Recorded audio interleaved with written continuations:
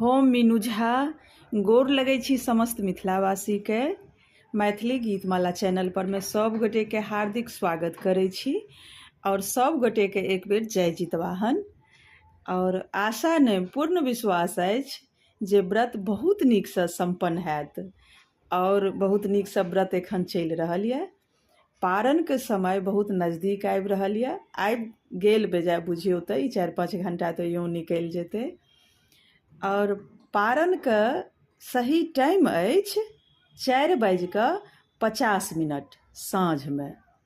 4:49 में अष्टमी तिथि उतरि रहल छै, समाप्त भऽ जेतै अष्टमी और नवमी शुरू भऽ जेतै।